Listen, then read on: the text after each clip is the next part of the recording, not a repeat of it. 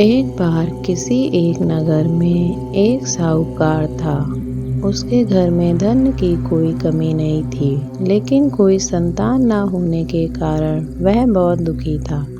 संतान प्राप्ति के लिए वह हर सोमवार को व्रत रखता था और पूरी श्रद्धा के साथ शिव मंदिर जाकर भगवान शिव और माता पार्वती की पूजा करता था। उसकी भक्ति देखकर एक दिन माँ पार्वती प्रसन्न होकर भगवान शिव से साहूकार की मनोकामना पूर्ण करने का निवेदन किया।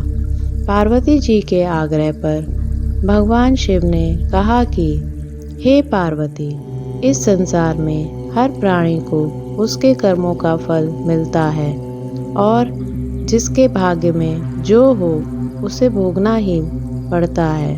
लेकिन पार्वती जी ने साहूकार की भक्ति देखकर उनकी मनोकामना पूर्ण करने की इच्छा व्यक्त की।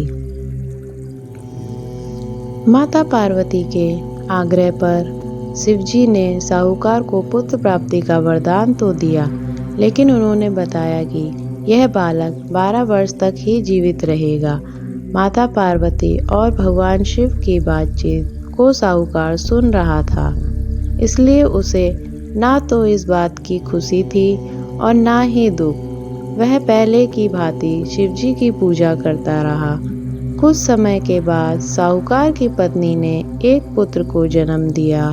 जब वह बालक 11 वर्ष का हुआ तो उसे पढ़ने के लिए काशी भेज दिया गया।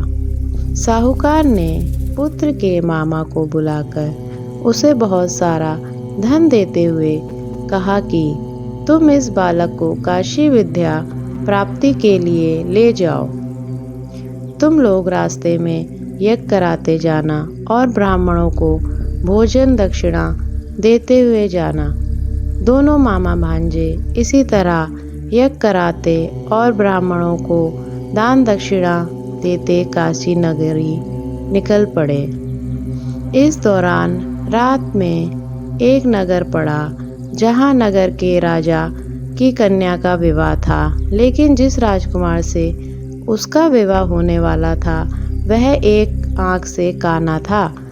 राजकुमार के पिता ने अपने पुत्र के काना होने की बात को छुपाने के लिए सोचा, क्यों ना उसने साहूकार के पुत्र को दूल्हा बनाकर राजकुमारी से विवाह करा दूं। विवाह के बाद इसको धन देकर विदा कर दूंगा और राजकुमारी को अपने नगर ले जाऊंगा। लड़के को दूल्हे के वस्त्र पहनाकर राजकुमारी से विवाह करा दिया गया।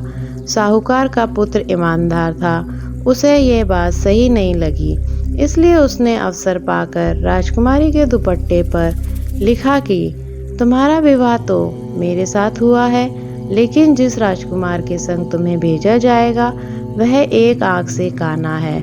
मैं तो काशी पढ़ने जा रहा हूँ। जब राजकुमारी ने चुन्नी पर लिखी बात पढ़ी तो उसने अपने माता पिता को यह बात बताई। राजा ने अपनी पुत्री को विदा नहीं किया। फिर बारात वापस चली गई। दूसरी ओर साहूकार का लड़का और उसका मामा काशी पहुँचे और वहां जाकर उन्होंने यज्ञ किया। जिस दिन लड़का 12 साल का हुआ उस दिन भी यज्ञ का आयोजन था। लड़के ने अपने मामा से कहा कि मेरी तबीयत कुछ ठीक नहीं है। मामा ने कहा कि तुम अंदर जाकर आराम कर लो। शिवजी के वरदानुसार कुछ ही देर में उस बालक के प्राण निकल गए। मृत भांजे को देख उसके मामा ने विलाप करना शुरू किया। संयोगवश उसी समय शिवजी और माता पार्वती उधर से जा रहे थे। पार्वती माता ने भोलेनाथ से कहा, स्वामी, मुझे इसके रोने के स्वर सहन नहीं हो रहा।